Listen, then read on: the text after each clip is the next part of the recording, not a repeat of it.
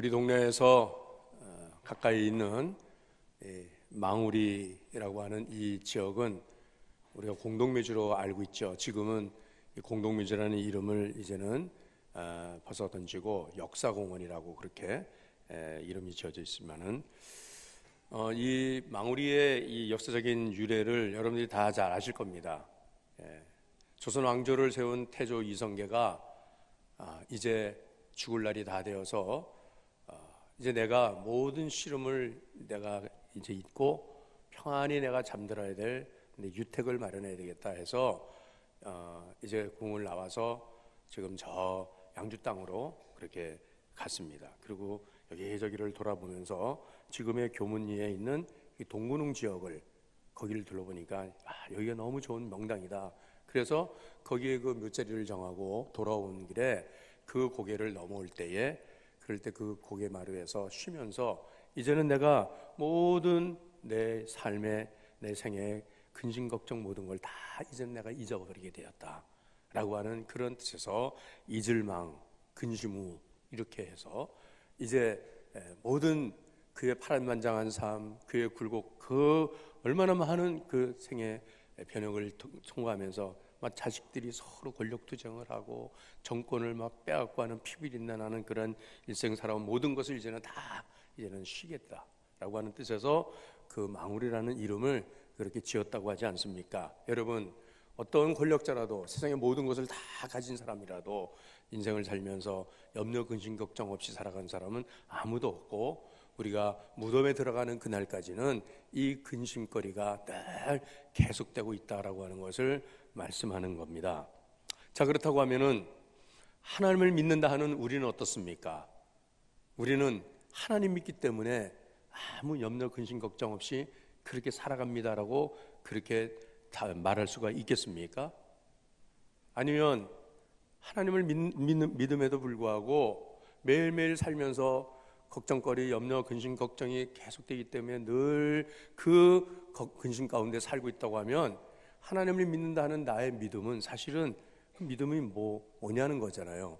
믿음이 없는 그런 모습이 바로 염려하면서 살아가고 있는 것 아니겠냐라고 그렇게 우리는 생각할 수가 있겠습니다. 성경에는 분명히 우리가 살면서 많은 염려, 근심, 걱정거리가 있음에도 불구하고 우리로 근심하지 말라고, 염려하지 말라고, 걱정하지 말라고 그렇게 하나님의 말씀이 자주 나와요. 범브란트 목사님이란 분이 도대체 성경에 염려, 근심, 걱정하지 말라고 살라고 하는 말씀이 몇 번이나 나오나 다 1189장을 다 일일이 조사해 보니까 366번이 나오더랍니다.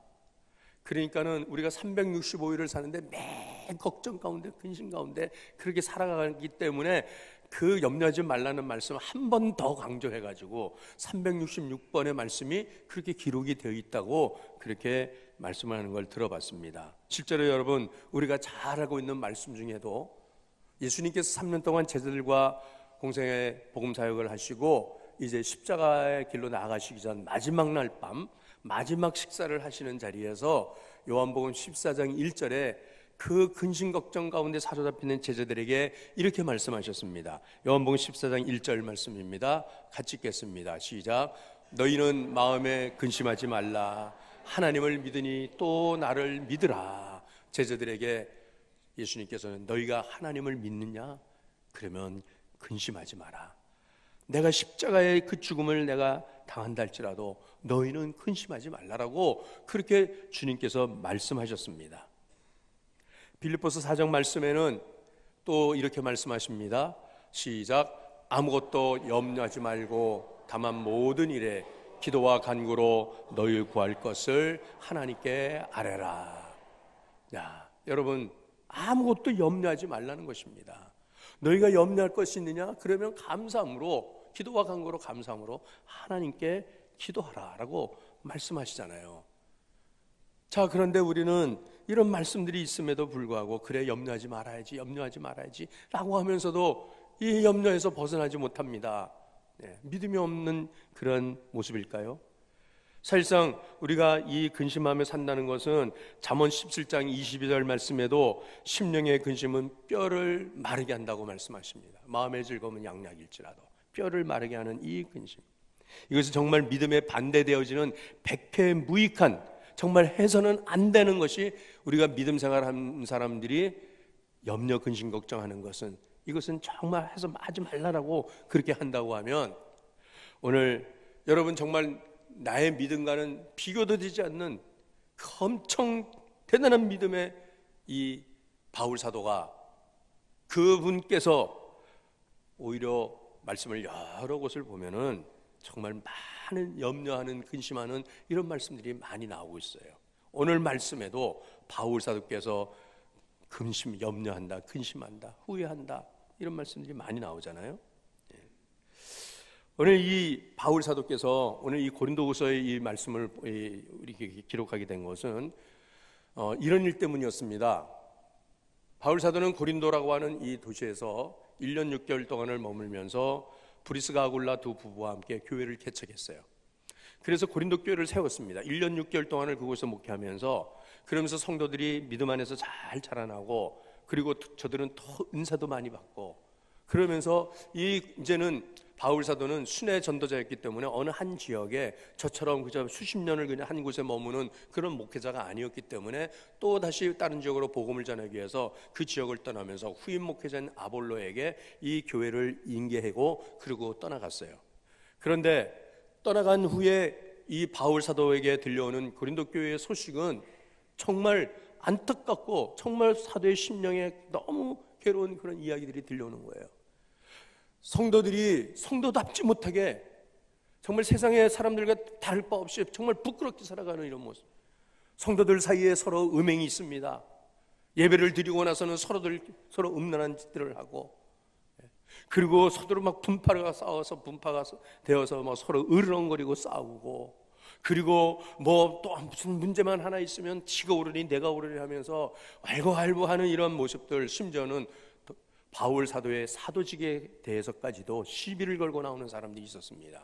바울은 사도가 아니라고, 사도는 12제자 외에는 사도가 아니라고 하면서 저 바울은 가짜라고, 바울이 전한 모든 복음도 그건 순 가짜라고 그렇게 말하는, 바울을 정면으로 부정하는 그런 사람들이 교회 안에 많이 있었다는 것입니다. 그 소식을 듣는 이 바울은 너무나도 마음이 아프고 괴로웠습니다. 너무나도 억울했습니다. 막 분이 찹니다.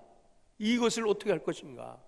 내가 이미 떠난 목회자니까 그래서 내가 상관하지 않겠다라고 그저 버려버리면 바울은 근심할 필요가 없겠죠. 그러나 고린도 교회를 생각해 볼 때 너무나 근심거리가, 염려거리가 너무 많이 있다는 것입니다. 그래서 그는 많은 망설임과 주저함 끝에 그는 할 수 없이 이 교회의 지도자들과 이 고린도 교회 성도들을 준엄하게 책망하는 편지를 쓰게 됩니다. 당신들이 그렇게 믿음 생활하는 것이, 그것이 얼마나 잘못된 것인가 라고 하는 것을, 내가 가르친 것이 하나님이 말씀하신 것에 벗어난 그런 이중구조적인 그런 모습으로, 그런 가직된 모습으로 그렇게 살아가는 당신들은 잘못됐습니다라고 하는 그런 편지를 쭉 적어가지고서 디도편의 편지를, 그 편을 보냅니다. 성서학자들은 고린도에 보낸 편지가 고린도전서, 고린도후서 두 개의 편지라고 말하지만은, 이 성서학자들은 바울은 편지를 한 4번 정도 보냈다 그래 말합니다. 우리에게 전해지는 것은 고린도전서, 고린도후서라고 이렇게 남바링이 돼 있지만은, 그 편지들 가운데 얼마나 이 고린도 교회를 책망하는, 저들 신나게 통렬하게 꾸짖는 그런 말씀들이 거기에 기록되어 있는지 몰라요. 그 중에 예를 들면 우리가 고린도전서 4장 19절에서 21절 말씀 보면 그 바울의 꾸짖는 말씀이 나옵니다. 한번 말씀 같이 읽어보시겠습니다. 자, 시작.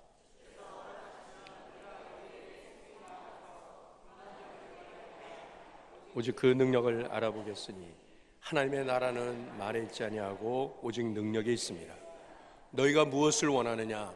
내가 매를 가지고 너희에게 나아가랴. 사랑과 온유한 마음으로 나아가랴. 주께서 허락하시면 내가 당신들한테 다시 가겠다는 거예요. 그래서 말만 하는 그 말쟁이들, 능력은 행하지 못하고 능력이 없이 말만 그럴싸하게 말하는 그런 자들의 그것을 한번 내가 알아보겠다.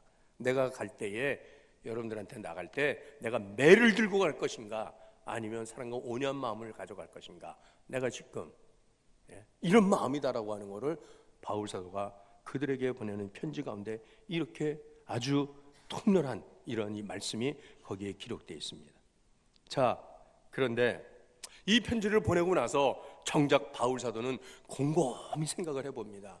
이 편지를 받아들고 고린도 교회 성도들이, 그들의 리더들이 이 편지에 대해서 어떻게 반응을 할 것인가를 생각해 보니 염려가 되더라는 거예요.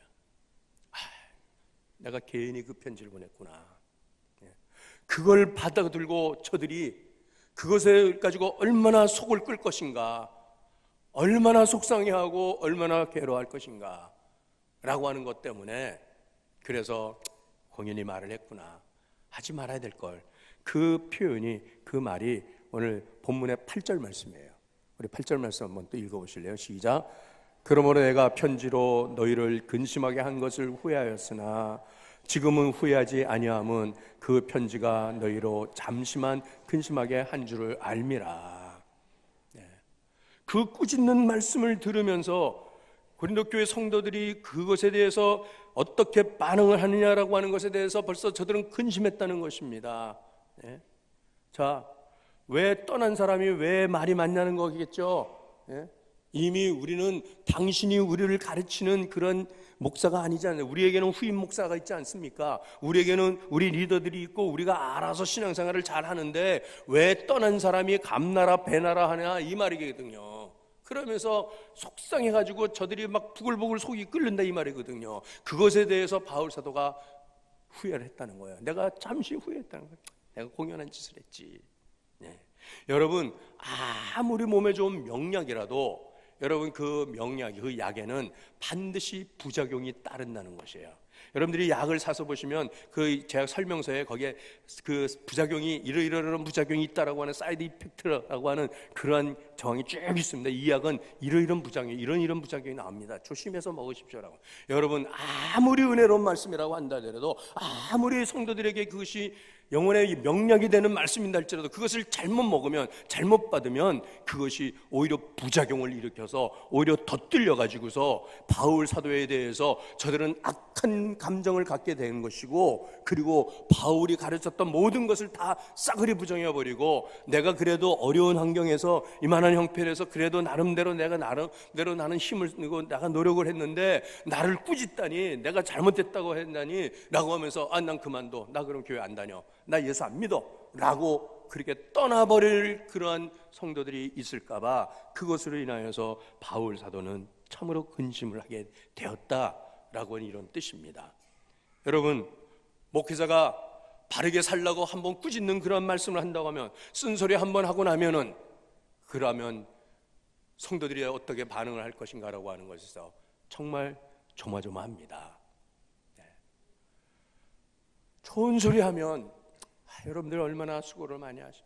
여러분들 그래도 대단해요. 그 어려운 가운데 그래도 이렇게 일주일에 이렇게 한 번씩 예배드리러 나오는 여러분들을 보면은 정말 하나님이 축복해 주실 거예요 라고 하면서 그렇게 위로해주고 쓰다듬어주고 그렇게 해줘야 되는 목사가 여러분들이 주일날 한 번 와서 예배 본다고 해서 다 되는 게 아닙니다. 여러분들이 일주일 살아가는 여러분의 삶을 보십시오. 그런 이중적인 모습으로, 이런 가죽된 모습으로, 그런 바리새적인 모습으로 그렇게 살면은 하나님의 심판을 여러분들이 견딜 수 없습니다라고 그렇게 한다고 하면, 그 이야기를 듣고서는 여러분들이, 우리 성도들이 어떻게 반응을 하냐 이 말이거든요. 더군다나 직접적으로 제가 아무개 집사님 저 좀 만나죠, 제가 드릴 말씀이 있습니다 하면서, 집사님 그렇게 믿음 생활 안 됩니다, 집사님 회개해야 됩니다, 만약에 그렇게 말한다고 하면 여러분들이 그 말씀을 들을 때 하나님께서 주의 종을 통해서 말씀하신다라고 듣겠습니까? 아니면 그 말씀을 들을 때 개인적인 자존심 때문에 나를 짓밟는구만, 나를 때리고 까는구만, 이렇게 해서 그것에 대해서 역반응이 나올 수 있다라고 하는 것 때문에 목사님들은 말을 못하는 거예요. 입을 다문 거예요. 여기까지 올라오지만은 안 됩니다. 그렇게 살면 안 돼요. 회개하세요. 제가 어렸을 때는, 지금보다 어렸을 때 교육전사 시절에 저 강서구 쪽에 어느 큰 교회 교육전사를 하는데 소년부를 맡아서 하는데 그 부장님이 정말 안수 집사님인데 그 다음에 장로 1호입니다. 그처럼 열심히 있는 분이 없습니다. 그런데 아쉽게도 그분의 아내는 사채놀이를 하고 있었습니다. 고리대금업 매일 성도들의 가정을 돌아다니면서 일수를 찍고, 안 믿는 가정에 가서 시장에 돌아다니면서 일수를 찍고 그러면서 돈을 모으면서, 여러분 그것이 하나님의 축복이라고 그렇게 생각하는 이 모습을 보면서, 그래갖고 우리 자식들 잘 키우고 우리 집 더 큰 집 늘려가고 이것이 하나님이 우리에게 복 주시는 거라고 생각하는 그분들의 모습을 제가 견디다 못해서 어느 날 신방을 해서, 제가 예수님께서 십자가 지시러 가시던 그 주간에 길거리에 있었던 무화과나무, 잎만 무성했던 무화과나무의 비유를 말씀하시면서, 집사님 당장 그만두십시오, 이 일을 해서는 안 됩니다라고 그렇게 제가 직언을 했습니다. 여러분 그 후에 이분들의 눈초리가 싸늘해지겠습니다. 매일 와서 저처럼 밥 먹으러 하던 소리를 하지 않습니다. 그리고는 그분들은 우린 그냥 이렇게 살았으니까 상관하지 말라고 그러면서 그냥 그 길을 갔어요. 얼마 지난 후에 너무나도 안타깝게 그 아내가 젊은 나이인데, 그 당시에 제가 31살, 2살 어릴 때니까 40이 됐을까 말까 한 그 나이인데 중풍에 맞아서 쓰러졌습니다. 너무나도 안타까운 이야기입니다. 그래서 목사는 직언을 못해요. 그냥 두루뭉실하게, 그저 적당하게, 그저 누이 좋고 매부 좋고 그저 다 좋은 게 좋은 거지, 뭐 하나님께서 하시겠지라고 하기 때문에 오늘날 우리 한국교회, 여러분 우리 한국교회 이 패단, 이 병폐가 이런 물질주의, 이런 개인주의, 이런 형식적 바리새인들, 이런 교인들만 모으는 이런 이 교회가 되었다라고 하는 것, 이게 다 목사의 책임입니다. 목회자의 책임입니다. 바울 사도조차도 근심을 했어요. 그러나 다행히 감사한 것은 디도가 그 편지를 전하고, 그리고 그 편지를 받아들은 고린도 교회 성도들이 그 편지를 받아들고서 저들이 정말 근심에 빠졌습니다. 이 바울 사도의 책망하는 말을, 이 꾸짖는 말을 도무지 자존심으로서는 도무지 받을 수 없고, 우리는 우리 나름대로 최선을 다해서 한다고 하는 이것이 이렇게 잘못된 것이라면 도대체 어떻게 살아야 되는가라고 하는 그것에 대해서 저들이 그렇게 그것에 대해서 아파하면서, 그러면서 저들이 근심을 하고 했지만은 결국은 그 근심거리를 어떻게 해결을 하냐면 회개하는 것으로 나아갔다는 거예요. 그래요, 맞아요. 우리가 바르지 못했어요. 내가 바르게 믿음 생활하지 않았습니다 라고 하면서 저들이 회개하는 자리로 나아갈 때에, 그럴 때 지금껏 그들의 근심은 사망에 이르는 세상의 근심으로 된 것이 아니라 하나님의 뜻을 이루는, 구원을 이루는 군심이 되었다라고 하는 것을 말씀하고 있는 것입니다. 여러분 이 절의 근심이 바로 하나님의 뜻대로 하는 근심이었고, 이 근심으로 인해서 이 고린도 교회 성도들의 이 교회의 변화가 일어났다라고 하는 것이에요. 이것이 오늘 우리 본문의 11절 말씀인데, 이 본문의 11절을 현대인의 성경, 이 현대인의 번역 성경으로 이렇게 같이 읽어보겠습니다.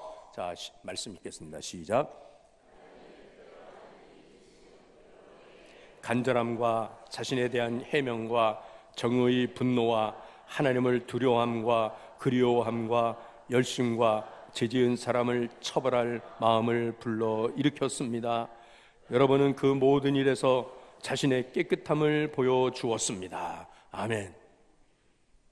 그것을 받아들일 때에 자존심으로 받아들인 것이 아니고, 처음에는 물론 불을 울럭불럭 했겠죠. 우리를 도대체 어떻게 보고 이렇게 떠난 사람이 이렇게 말이 많냐고, 왜 이렇게 우리를 괴롭히냐고 그렇게 했었겠죠. 그렇지만은 그러나 그것으로 인해서 오히려 저들은 하나님 앞에서 회개하게 되었고, 저들은 하나님에 대해서 간절한 마음을 갖게 되었고, 지금 이렇게 저들은 결국은 이것으로 인해서 하나님의 뜻을 이루는 이러한 성도들이 되었다는 것에 대해서 바울은 마음을 놓게 되었다라고 하는 말씀이 오늘 이 고린도후서 7장의 본문의 말씀이에요. 여러분, 하나님의 뜻대로 하는 근심이라고 하는 것을 우리는 거룩한 근심이라고 한다면, 여러분, 우리의 근심 가운데 어떤 근심은 거룩한 근심이고 어떤 근심은 세상 근심이겠습니까? 도대체 그것을 어떻게 우리는 구분할 수 있을까요? 어떻게 우리는 구별합니까? 여러분, 목사인 저에게는 참으로 많은 근심이 있습니다. 어떻게 하면 우리 교회는 건강한 교회로 세워질 수 있고, 어떻게 하면 우리 교회는 그냥 교인들을 교인의 자리에 두는 것이 아니라 제자의 자리로까지 어떻게 양육하고 훈련할 수 있을 것인가라고 하는 이러한 근심이 저에게 있다면, 이것은 분명히 하나님의 뜻대로 하는, 하나님 뜻을 이루는 거룩한 근심이라고 할 수가 있겠죠. 그러나 목사인 제가 예배 때마다 자리에 좌석수를 세워보면서, 교인들의 머릿수만을 세워보면서, 왜 이번 주에는 아무개 집사도 안 보이고, 왜 아무개 권사도 안 보이고, 왜 이 사람 이분 저분 왜 안 보이니, 도대체 이 주일날 뭐하는 사람들이지? 라고 하면서 속이 막 부글부글 끓어오른다거나, 이 자리는 언제나 채워질 것인가, 내가 어떤 프로그램을 도입해갖고 어떠한 목회 방법을 수단을 통해서든지 더 많은 교인들을 모아야 되겠다라고, 그것 때문에 내가 근심을 한다고 하면, 여러분, 그 근심이 과연 하나님이 기뻐하시는 근심일까요?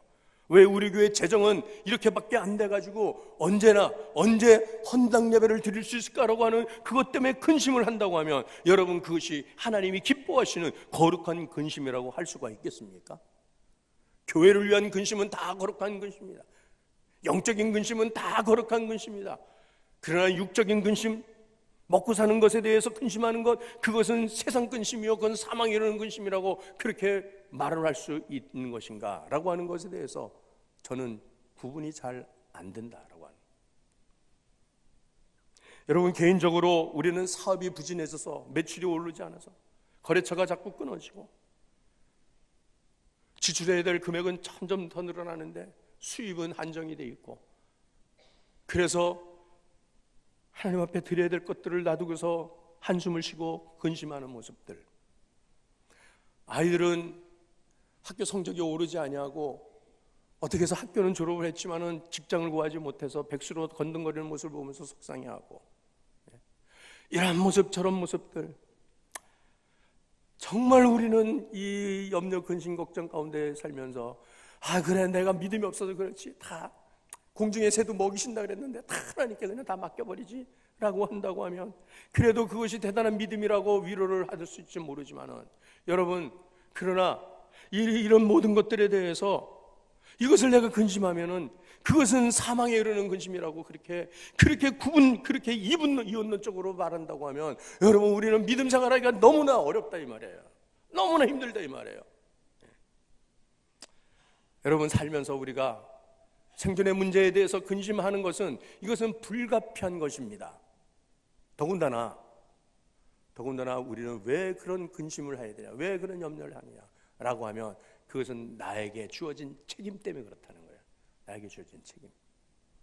여러분, 이 교회에서 누가 가장 많은 염려, 근심 가운데 사냐고 묻는다면, 여러분들은 누구라고 말하시겠습니까? 여러분들은 목사님이요 라고 그렇게 말씀하시겠습니까? 그렇습니다. 여러분, 제가 많은 근심 가운데 살아요. 왜요? 목사라고 하는 책임 때문에 그렇습니다. 목사라는, 담임 목사라고 하는 책임 때문에. 이 교회를 어떻게 건강에 세워서, 그래서 이 교회를 통하여 하나님의 나라의 복음이 땅까지 전파되게 하며, 이 복음 전파를 위해서 우리 교회가 이 당대의 우리 성도들을 부름받은 일에 대해서 어떻게 하면은, 하나님 어떻게 하면 합니까? 어떻게 하면 됩니까? 라고 하면서, 바울 사도도 에베소 교회 성도들과 에베소 교회를 개척하고 거기서 목회한 후에 그것을 떠났습니다. 떠날 때 밀레도에서 에베소 교회 장로들과 마지막 작별을 할 때 저들과 목을 끌어안고 울면서 저들이 작별을 인사할 때에 그들에게 바울 사도가 뭐라고 말했습니까? 여러분, 내가 3년 동안 여러분들과 함께하는 동안에 밤낮 눈물로 여러분들을 훈계했던 것을, 가르쳤던 것을 잊지 마십시오라고 그렇게 말했어요. 물론 제가 근심하는 것은 바울의 그 역량만큼, 바울의 능력만큼, 그 믿음만큼 도달하지 못하기 때문에 믿음이 없는 목사이기 때문에, 능력이 없는 목사이기 때문에 더 염려가 많습니다. 더 근심이 많습니다. 그럼에도 불구하고 그것은 나에게 맡겨주신 책임 때문에, 나는 아무개 집사님을 보더라도 우리 집사님은 언제 한 번쯤 양육반에 들어와서 양육을 받고 언제 한 번 제자 훈련하면서 저의 삶의 가치관이 바뀌어지고 저의 자세가 하나님 앞에 정말 부름받은 제자의 모습으로 살아갈 수 있는가라고 하는 것 때문에 한 분 한 분을 바라보는 그 영혼에 대한 사랑하는 마음이 있기 때문에 제가 근심하고 있다는 것이에요. 아니면 제가 저 옆에 교회를 위해서 제가 근심할까요? 저 옆에 있는 어떤 교회 때문에 제가 근심? 아닙니다. 저는 우리 교회이기 때문에, 나의 교회이기 때문에, 나의 사랑하는 성도들이기 때문에, 이 목양의 책임 때문에, 부모로서의 책임은 당연히 마땅히 자녀들을 양육해야 되는 책임이 있기 때문에, 어찌 부모가 그 자식들이 마음대로 자라는데 배우지도 않고 따르지도 않고 자기 멋대로 살아가는 그런 자식을 보면서 그래 네 알아서 네 마음대로 해 라고 하는 그런 부모라고 하면 그 부모는 무책임한 부모예요. 자기에게 맡긴 책임을 스스로 포기해버리는 그런 부모가 되기 때문에 여러분 근심이 많습니다. 어찌 가장이 살림을 책임지고 이끌어가야 되기 때문에 생활에 대해서 근심하지 않겠습니까? 이거는 불가피한 거예요. 그것을 사망을 이루는 세상 근심이라고 그렇게 하지 않습니다. 나의 책임을 감당하기 위해서, 하나님 앞에서 그 책임을 감수하기 위해서 몸부림치는 것, 그것은 사망을 이루는 세상 근심 아닙니다. 제 아내가 지금 미국에 가 있습니다.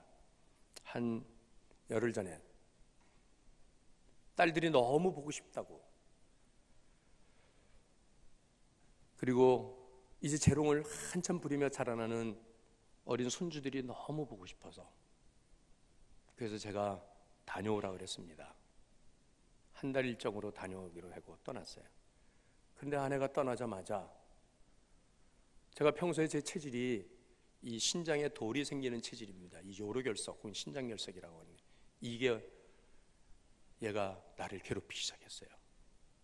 그래서 밤잠을 이루지 못하고 일어나서 허리를 붙들고 뺑뺑뺑뺑 돌고 막 수미역까지 가빠오릅니다. 자는 밤에 누구를 깨웁니까? 내가 부목사님을 깨우겠습니까? 관리집사님을 깨우겠습니까? 누구를 깨우겠습니까? 제가 혼자서 벌벌거리면서 병원의 응급실을 제가 찾아가요. 가서 진통제를 맞고 응급 처치를 받고 다시 돌아오고, 그러고 나서 또 며칠이 더 지나니까 또다시 이 돌이 움직이기 시작. 이 돌이 나오는 과정이에요 지금요.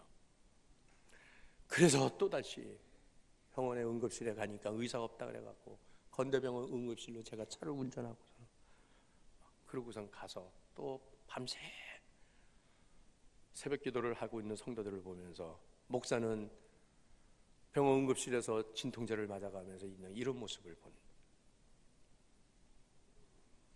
이런 모습을 제 아내가 보면서 빨리 돌아가야 됐다는 거예요. 일정 다 단축하고 빨리 돌아오고 있대요. 그래서 그냥 있으라고, 괜찮다고, 아는 병이니까 걱정하지 말라고. 한국에 있으면 미국 자식들 걱정되고, 모처럼 미국에 갔더니 이 혼자 두고 온 이 남편 때문에, 이 목사 때문에 밥은 제대로 챙겨 먹는지, 건강은 잘 챙기고 있는지, 설교하다가 헛소리는 안 하는지, 왜 걱정을 이렇게 하냐 말이에요. 이게 제 아내가 믿음이 없기 때문에 그렇죠. 믿음이 없기 때문에 하나님께 전적으로 다 맡겨버리면 되는데, 아니에요. 아내이기 때문에 책임지는 거예요. 아내의 책임이에요. 아내의 책임. 네. 여러분, 이런 걱정조차도 하지 말라고 하면, 여러분, 우리는 아무 생각 없이 도무지 모든 내 책임도 다 내팽개치고 그냥 그날 알아서 살아 라고 하는 무책임한 그리스도인으로 하나님께서 우리를 그렇게 살라고 하시는 말씀이 아니라고 하는 것입니다. 오늘 특별히 오늘 이 본문의 말씀을 우리는 이 고린도 교회 성도들의 모습을 보면서 그러면 어떤 모습이 세상 근심으로 사망에 이르게 하고 어떤 근심은 하나님의 뜻을 이루어서 구원에 이르게 하느냐라고 하는 이것은 여러분 근심 그 자체 가지고 구분되는 게 아니라는 거예요. 똑같은 근심거리를 가지고 이 근심을 어떻게 해결하면서 그 결과가 어떠한 것이냐에 따라서 어떤 근심이 사망을 이루는 세상 근심이 되기도 하고 어떤 근심이 구원에 이르는 근심이 되기도 거룩한 근심이 된다는 것입니다. 간단히 말씀드리면 바울의 편지를 받고 저들의 반응이 뭐 이따 이 글을 보내 주제넘게 말이야 우리가 알아서 다 하는데 하면서 집어던지면서 속상해가지고서 폭폭 한숨을 쥐고 잠 못 자면서 나 이제 교회 안 가, 나 이제 그 인간 절대로 안 봐 라고 하면 여러분 그 근심은 사망에 이르는 세상 근심으로 끝날 거예요. 그러나 그 편지를 받고 근심합니다. 너무 속상합니다. 너무 자존심 상합니다. 잠 못 이룹니다. 여기까지는. 그러나 왜 사도가 이 편지를 보냈을까? 왜 나는 이 편지를 받아야 될 이런 말을 들어야 될까라고 하면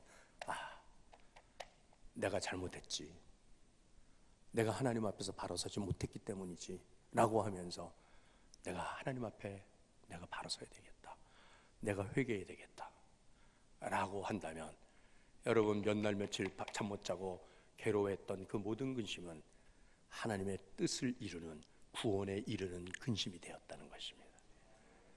여러분 우리는 동일하게 세상을 살면서 우리는 사실 환경이나 뭐 물질이나 이런 것에 대한 근심거리보다는 사실은 인간관계를 통해서 받는 말 한마디 때문에 그것 때문에 그것이 비수가 되어서 그것이 나를 찌르고 그것이 나를 괴롭히고 그것이 나를 아프게 한다는 거예요. 그래도 내 믿음이 이 정도라도 있는 줄 알았는데 그 싸그리 무시해버리는 그런 모습 때문에 나는 이제는 그 교회에 나갈 자신이 없어, 나는 그 사람들 얼굴 볼 힘이 없어 라고 하면서 이제는 내가 그냥 떠나버리는 게 상책이야 라고 하면서 그렇게 믿음의 자리를 떠나버리는 그러한 모습들이었다면 그 근심은 사망에 이르는 세상 근심이었어요. 그러나 그 가운데서 아니야, 그래 맞아, 내가 이것을 가지고 나는 하나님 앞에 이것을 통해서 내가 회개하면서 하나님 앞에 나아가야지 하면 여러분 그 근심은 구원에 이르는 하나님 뜻을 이루는 근심이에요. 나단 선지자가 다윗을 찾아가서 책망할 때 자기의 충성된 신하 우리아의 아내를 범하고 그리고 임신까지 시키고 그런 그 다윗을 향하여 나갈 때에 모든 사람들이 다 알아요. 저 왕이 저 못된 짓 해가지고서 그래서 저 밧세바를 저렇게 빼앗아 갖고 임신까지 시켰다. 배가 날마다 남산까지 나오는 그 밧세바를 바라보는 신하들이 뒤에서 수근거리고 손가락질하고 그랬지만 누구도 왕 앞에 나가서 직언을 못할 때에 그럴 때 나단 선지자가 나가서 왕께서 하신 일이 어떤 일인지 아냐 라고 하면서 왕을 책망합니다. 그럴 때 다윗이 그 나단 선지자의 책망 앞에 무릎을 꿇습니다. 내가 잘못했습니다, 내가 회개합니다 라고 하면서 그는 통회하며 작업하며 눈물로 얼마나 많은 회개의 밤을 보내는지 그는 그의 침상이 그 눈물에 떴다고 말했습니다. 그러면 여러분 이때까지 다 나단 선지자가 나가기 전까지 다윗은 아무 양심의 가책이 없이 살았을까요? 그 영혼에 근심이 없었을까요? 다윗도 하나님의 사람이었습니다.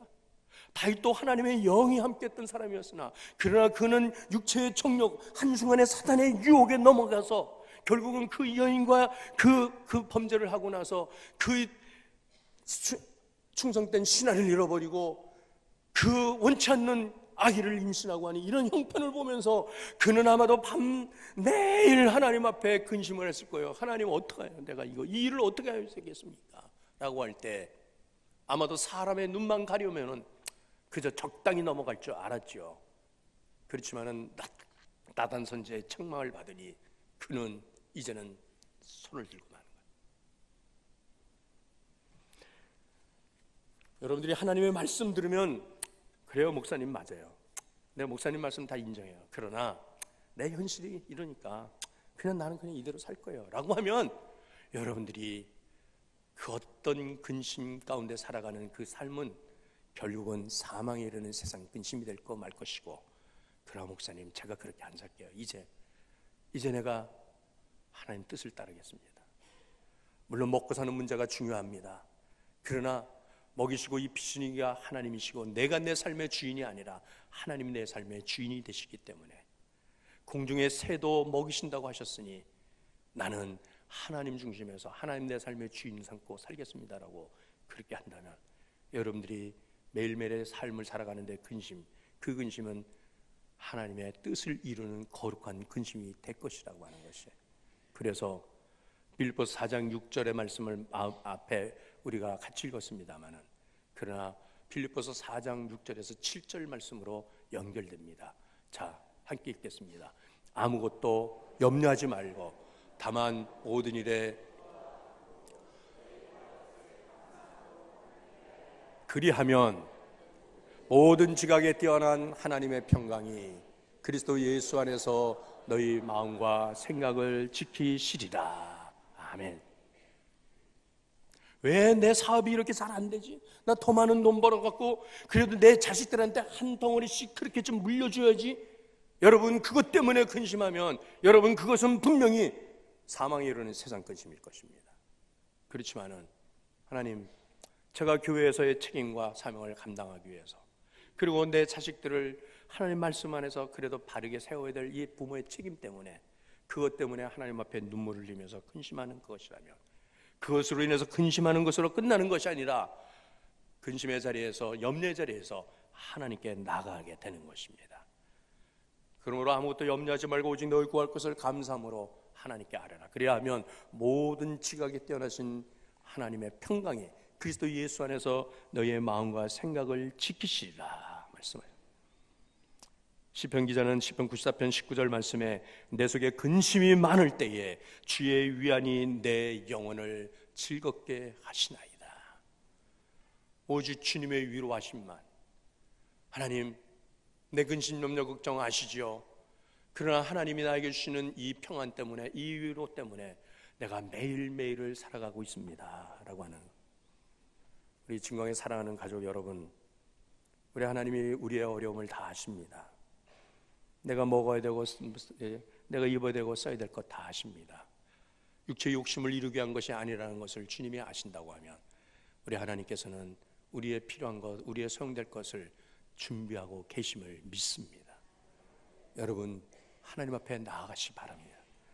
하나님 앞에 맡기시면 우리 하나님께서 그래서 예수 안에서 너희의 마음과 생각을 지키시리라 라고 하는 말씀. 영혼을 사랑하는 그 근심 때문에 바울 사도는 그 편지를 보내고 나서 또 근심을 했다고 하는 것. 오늘 이 주님의 마음, 이 마음을 여러분들이 알고 그 마음을 헤아려가면서 살아가는 우리 모두 되시길 바라요. 절대적으로 인간적인 반응을 보이지 않았으면 참 좋겠어요. 나에 대해서 악한 마음을 가지고 나를 미워서 저렇게 하겠지, 절대 아닙니다. 여러분 사랑하기 때문입니다. 여러분들을 자녀로 세우기를 원하시기 때문입니다. 오늘 하나님 앞에서 내가 가지고 있는 어떤 염려, 근심, 걱정이라도 이것이 사망에 이르는 세상에 근심되지 않게 하시고 하나님의 구원에 이르는 하나님의 뜻을 이루는 근심이 되기를 원합니다. 이 시간 우리 하나님 앞에 이 모든 것을 우리 주님 앞에 함께 올려드리시겠습니다. 함께 기도하시겠습니다. 우리 아버지 하나님, 오늘도 우리 성도들의 삶을 아십니다. 주님, 저희의 약함을 아시어서 아버지 하나님, 그리고 주님 앞에 나온 우리 모두가 오로 하나님의 사람으로 살기를 원합니다. 주님,